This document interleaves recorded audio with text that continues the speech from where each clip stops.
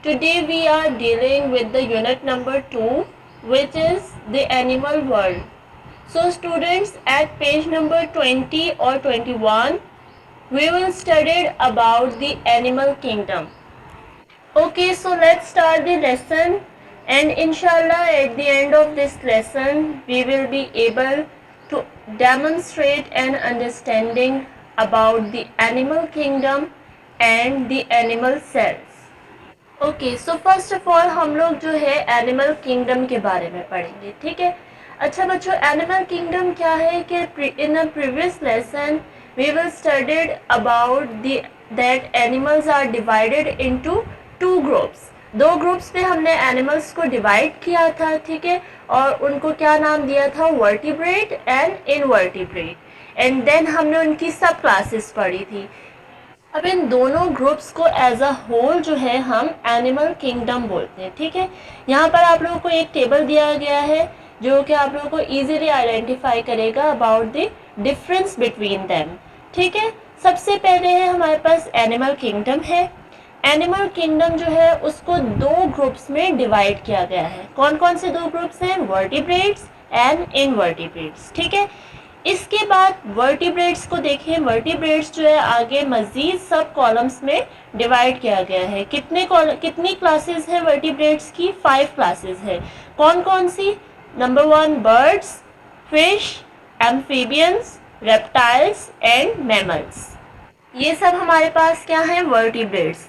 जबकि इन वर्टिब्रेट्स को जो है वो 6 क्लासेस में डिवाइड किया गया है। कौन कौन सी क्लासेस है, arthropods, echinoderms, cnidarians, sponges, molluscus and worms। अब वर्टिब्रेट्स कौन से एनिमल्स होते हैं, वो एनिमल्स जिनके अंदर बैकबोन मौजूद होती है या उनका कोई भी स्केलेटन मौजूद होता है उनमें। जबकि जो इनवर्टिब्रेट्स हैं वो विदाउट बैकबोन होते हैं, उनमें कोई भी स्केलेटन स्ट्रक्चर जो है वो मौजूद नहीं होता, सिर्फ हार्ड कवरिंग होती है उनके ऊपर जो कि उन्हें प्रोटेक्ट करती है। Now division of grouping.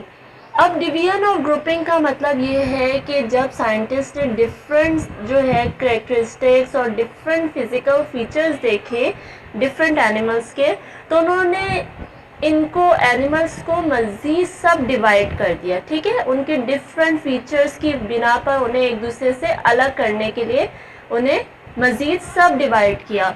सो कौन कौन से वो फीचर्स थे जिनके बारे में साइंटिस्ट ने सोचा और उनको देखा ताकि उनको मज़ीद एनिमल्स को डिवाइड कर सके डिफरेंट ग्रुप्स में, तो वो फीचर्स ये हैं। Number 1, whether they are warm blooded और कोल्ड ब्लडेड, कि क्या वो इसके अलावा how they give birth to their youngs, मतलब कि वो बच्चों को, उनके बच्चे जो हैं वो किस तरह मतलब पैदा होते हैं, कि क्या वो एक्स की सूरत में होते हैं या एज अ चाइल्ड होते हैं, इसके बारे में उन्होंने डिफरेंट साइंटिस्ट ने जो है वो पढ़ा। इसके अलावा whether they live on land और वाटर के, इसके अलावा ये भी एक अहम फीचर था कि क्या वो ज़मीन पर रहते हैं या फिर वो वाटर में रहते हैं, क्योंकि वाटर एनिमल भी होते हैं एंड लैंड एनिमल्स भी होते हैं, तो इस बिना पर उन्होंने सब डिवाइड किया। इसके अलावा whether they have feathers, fur, hair और स्केल्स, कि क्या उनके जिस्म पर जो है डिफरेंट पर या फर या कोई भी हेयर्स या स्केल टाइप्स कोई भी ऐसी चीज़ मौजूद है या नहीं है।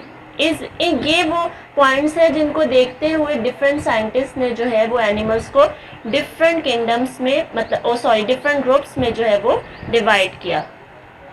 ओके, सो नेक्स्ट हम पढ़ेंगे वार्म ब्लडेड और कोल्ड ब्लडेड एनिमल।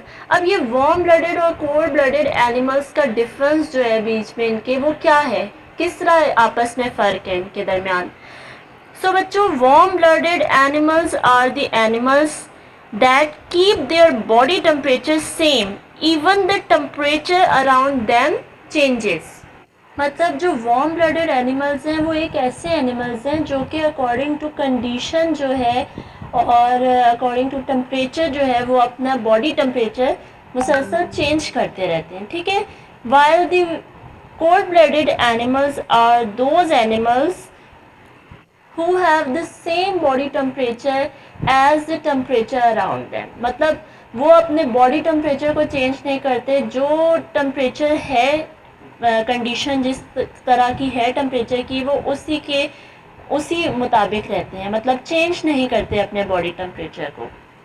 इनकी एग्जांपल में फिशेस आ जाती हैं और डिफरेंट रेप्टाइल्स जो हैं वो कोल्ड ब्लडेड एनिमल्स होते हैं, ठीक है।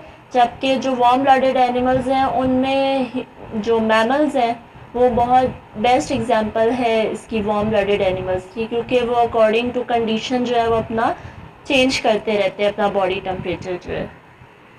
Okay, next is animal cells.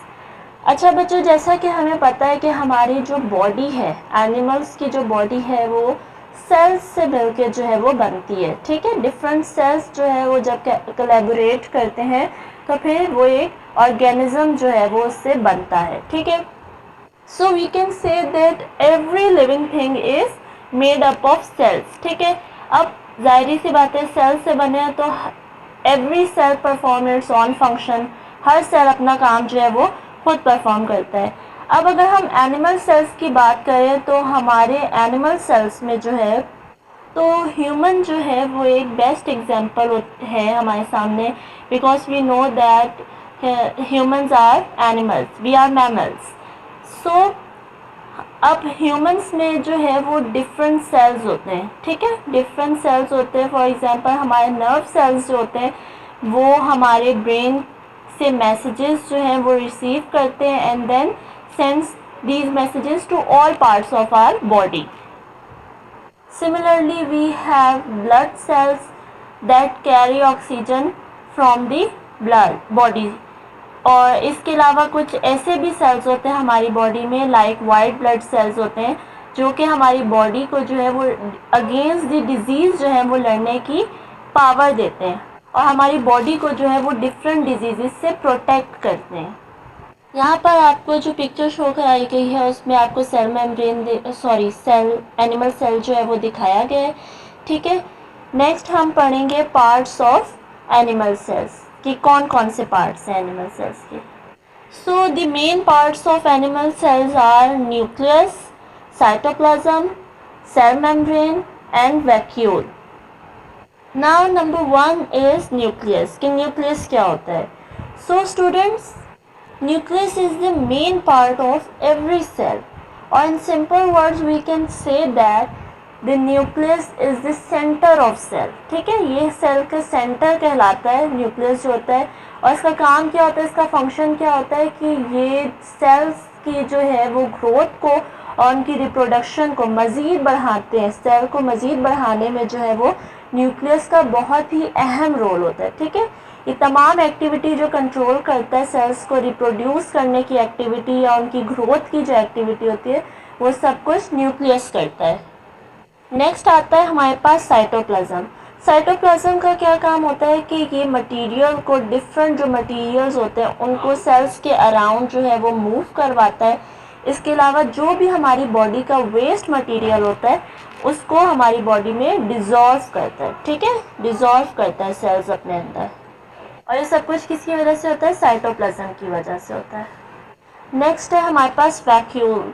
Vacuole का क्या काम होता है कि जो हमारे साइटोप्लाज्म्स होते हैं इनके दरमियान बहुत छोटी छोटी एयर सैक्स मौजूद होती हैं, ठीक है, जो कि क्या कंटेन करती है, उनके अंदर वो अपने अंदर ब्लड से जो है वो एयर को और लिक्विड को और फूड को जो है वो डिज़ोल्व करती हैं एंड देन ये जो वेस्टेड जो मटेरियल होता है ये हमारे साइटोप्लाज्म के इर्द जो है वो मूव करता है। मीन्स कि हमारे साइटोप्लाज्म के इर्द जो होते हैं वो खाली जगहें होती हैं जिनके अंदर ये लिक्विड या एयर या कोई भी फूड जो होता है वो मौजूद होता है, और फिर इससे जो है वो साइटोप्लाज्म जो है फूड को अपने अंदर डिज़ोल्व करता है। नेक्स्ट हमारे पास आता है सेल मेम्ब्रेन। सेल मेम्ब्रेन जो है वो एक हमारे पास एज अ झिल्ली टाइप, ठीक है, एज अ कवरिंग टाइप होती है हमारे पास। ये जो होती है वो सेल के इर्द गिर्द ये जो लेयर होती है ये मौजूद होती है, जो कि सेल को मतलब मुख्तलिफ डेंजरस से जो है वो बचाती है, ठीक है, और उसके अंदर किसी भी डेंजरस थिंग को एंटर होने से रोकती है ये। And the last one is organelles.